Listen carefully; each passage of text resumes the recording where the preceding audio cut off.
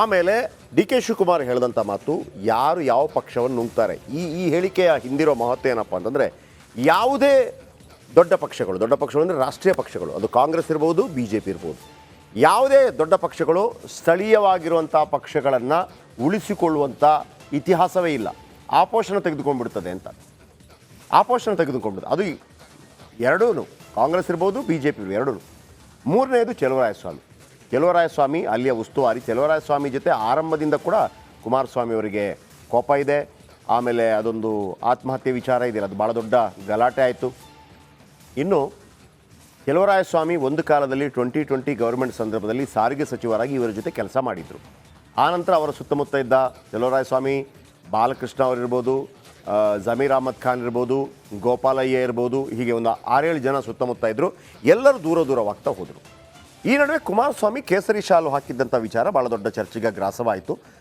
ಕಂಪ್ಲೀಟಾಗಿ ಒಂದು ಗಾದೆ ಮಾತಿದೆ ಈ ಕನ್ನಡದಲ್ಲಿ ಹೇಳಬೇಕು ಅಂದರೆ, ಒಂದು ಧರ್ಮದಿಂದ ಮತ್ತೊಂದು ಧರ್ಮಕ್ಕೆ ಮತಾಂತರವಾದವರು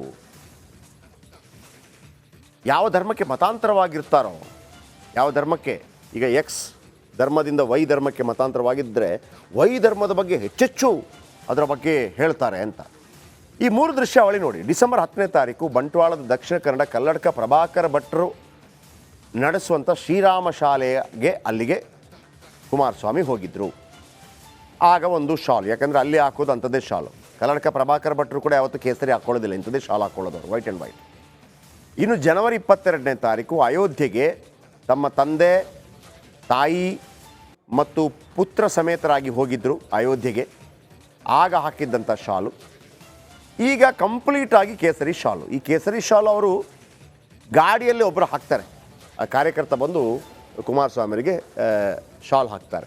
ಇದರ ಜೊತೆ ಈ ಹಿಂದೆ ನೀಡಿದಂಥ ಹೇಳಿಕೆ ಅಂದರೆ, ಅವರು ಈ ಬಾಬಾ ಬುಡನ್ಗಿರಿ ದತ್ತಪೀಠದಲ್ಲಿ ನಡೆಯುವಂಥ ದತ್ತಮಾಲಾ ಅಭಿಯಾನದ ಬಗ್ಗೆ ಈ ಹಿಂದೆ ಕುಹಕವಾಡಿರ್ತಾರೆ, ಏನೋ ಅದೊಂದು ಭಿಕ್ಷೆ ಬೇಡ್ಕೊಂಡು ಹೋಗ್ತಾರೆ ಅಂತ. ಅದಾದ ನಂತರ ನಾನು ಯಾಕೆ ಹಾಕಬಾರ್ದು ಅನ್ನುವಂಥ ಮಾತನ್ನು ಕೂಡ ಕೇಳಿರ್ತಾರೆ.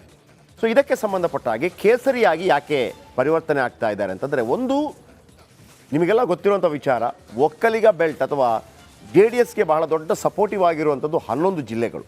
11 ಜಿಲ್ಲೆಗಳಲ್ಲಿ ಇವರ 30ರಿಂದ 40 ಸೀಟು ಅನ್ನುವಂಥ ರೀತಿಲಿರುತ್ತೆ. ಅದು ಚಾಮರಾಜನಗರ ಇರ್ಬೋದು, ಅದು ಮೈಸೂರು ಇರ್ಬೋದು, ಮಂಡ್ಯ ಇರ್ಬೋದು, ರಾಮನಗರ ಇರ್ಬೋದು, ಹಾಸನ, ಕೋಲಾರ, ಚಿಕ್ಕಬಳ್ಳಾಪುರ, ಚಿಕ್ಕಮಗಳೂರು, ಹೀಗೆ ಸುತ್ತಮುತ್ತ ಇರುವಂಥ ತುಮಕೂರು, ಆನಂತರ ಬೆಂಗಳೂರು ಗ್ರಾಮಾಂತರ, ಇನ್ನು ಒಂದು ಜಿಲ್ಲೆ ಬರುತ್ತೆ.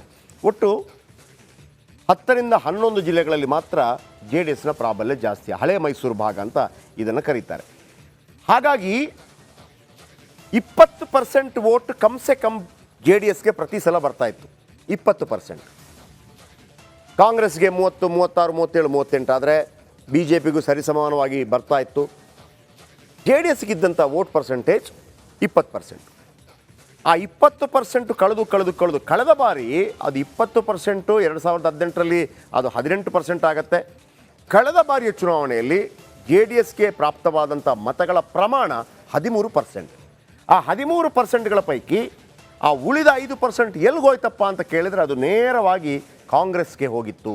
ಯಾಕೆ ಕಾಂಗ್ರೆಸ್ಗೆ ಹೋಯಿತು ಅಂತಂದರೆ, ಕುಮಾರಸ್ವಾಮಿಯವರು ಈ ಒಕ್ಕಲಿಗ ಸಮಾವೇಶಗಳಲ್ಲಿ ಕೂಡ ಹೇಳ್ತಾ ಇದ್ರು, ಕುಮಾರಸ್ವಾಮಿಯವರನ್ನು ಮುಖ್ಯಮಂತ್ರಿ ಮಾಡಿದ್ದೀರಿ, ನಾನು ಕೂಡ ಅದಕ್ಕೆ ಸಪೋರ್ಟ್ ಮಾಡಿದ್ದೀನಿ, ಈ ಬಾರಿ ನನಗೆ ಮುಖ್ಯಮಂತ್ರಿ ಮಾಡೋದಕ್ಕೆ ಅವಕಾಶ ಮಾಡಿಕೊಡಿ ಅಂತೇಳಿ.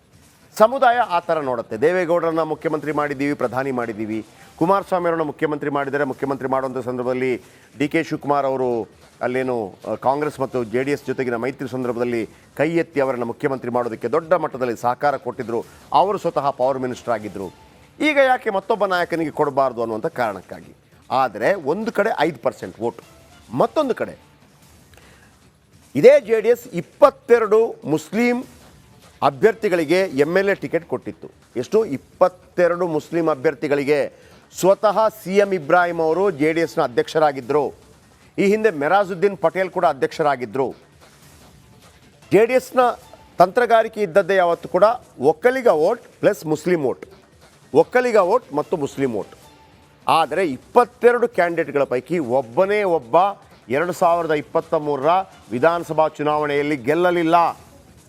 ಒಬ್ಬನೇ ಒಬ್ಬ ಗೆಲ್ಲಲಿಲ್ಲ. ಅದೇ ವೇಳೆ ಕಾಂಗ್ರೆಸ್ 22 ಜನರಿಗಲ್ಲ 15 ಜನರಿಗೆ ಟಿಕೆಟ್ ಕೊಟ್ಟಿತ್ತು. 15 ಮುಸ್ಲಿಂ ಕ್ಯಾಂಡಿಡೇಟ್ಗಳಿಗೆ ಟಿಕೆಟ್ ಕೊಟ್ಟಿತ್ತು. ಅದರ ಪೈಕಿ 9 ಜನ ಗೆದ್ದು ಬಂದರು. 9 ಜನ ಗೆದ್ದು ಬಂದರು. ಅದನ್ನೇ ನಿಮಗೆ ಜಮೀರ್ ಅಹ್ಮದ್ ಖಾನ್ ಬೇರೆ ಬೇರೆ ಭಾಷಣಗಳಲ್ಲಿ ಹೇಳಿದ್ರಲ್ವಾ. 15 ಜನರಿಗೆ ಟಿಕೆಟ್ ಕೊಟ್ಟರು, 9 ಜನ ಗೆದ್ದು ಬಂದರು. 9 ಜನರ ಪೈಕಿ ನನ್ನನ್ನು ಮಂತ್ರಿ ಮಾಡಿದರು, ರಹೀಮ್ ಖಾನ್ ಅವರನ್ನು ಮಂತ್ರಿ ಮಾಡಿದರು, ಸಗೀರ್ ಅಹಮದ್ ಅವರನ್ನ ಕಾರ್ಯದರ್ಶಿ ಮಾಡಿದರು, ಆಮೇಲೆ ಏನು UT ಖಾದರ್ ಅವರನ್ನ ಸಭಾಧ್ಯಕ್ಷರನ್ನಾಗಿ ಮಾಡಿದರು. ಎಲ್ಲರೂ ಬಂದು ನಮಸ್ಕಾರ ಮಾಡ್ತಾರೆ ಅನ್ನೋದನ್ನೆಲ್ಲ ಹೇಳಿದ್ರಲ್ವಾ. ಸೊ ಮುಸ್ಲಿಂ ವೋಟ್ 1% ಕೂಡ ಬಂದಿಲ್ಲ JDSಗೆ ಅನ್ನೋದು ಖಾತ್ರಿ ಆಗಿಬಿಡ್ತು. ಈ ಕಾರಣಕ್ಕಾಗಿ ಅವರು ನೇರವಾಗಿ ಇನ್ನು ನಾವು ಮುಸ್ಲಿಂ ವೋಟ್ ಓಲೈಕೆ ಮಾಡ್ಕೊಂಡು ಕೂತ್ಕೊಂಡ್ರೆ ಆಗೋದಿಲ್ಲ, ಆದರೆ ಒಕ್ಕಲಿಗ ವೋಟನ್ನು ಬಿಡೋಕ್ಕಾಗೋದಿಲ್ಲ. ಒಕ್ಕಲಿಗ ವೋಟನ್ನು ಬಿಡಬಾರ್ದು ಅಂತಂದರೆ BJPಗೆ ಎಲ್ಲಿ 11 ಜಿಲ್ಲೆಗಳಲ್ಲಿ ಒಕ್ಕಲಿಗ ಬೆಲ್ಟ್ನಲ್ಲಿ ಪಾರಮ್ಯ ಇಲ್ಲವೋ ಅಲ್ಲಿ JDS ಇದೆ. JDS ಜೊತೆ ಮೈತ್ರಿ ಆಯಿತು, ಮೈತ್ರಿಗೆ ಒಪ್ಕೊಂಡ್ರು. ಆ ಮೂಲಕ ಆ ಒಕ್ಕಲಿಗ ವೋಟನ್ನು 20% ಒಕ್ಕಲಿಗ ವೋಟನ್ನು ಉಳಿಸಿಕೊಳ್ಳುವ ಪ್ರಯತ್ನವನ್ನು ಮಾಡ್ತಾ ಇದ್ದಾರೆ. ಆದರೆ DK ಶಿವಕುಮಾರ್ ಹೇಳಿದಂಥ ಹೇಳಿಕೆಯನ್ನು ನೀವು ಗಮನಿಸಬೇಕು.